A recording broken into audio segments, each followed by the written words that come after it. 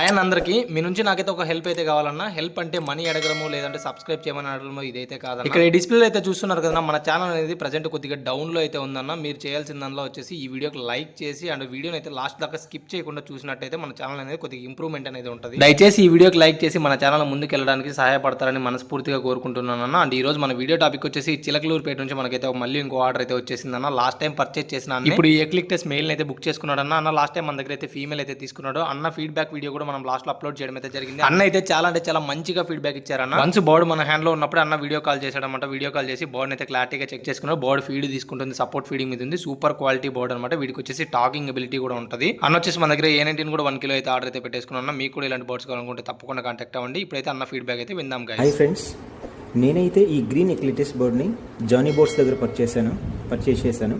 So board అయితే చాలా కలర్ఫుల్గా చాలా హెల్తీగా ఉంది. జానీ బోర్డ్స్ అన్న మనకి ఇది చాలా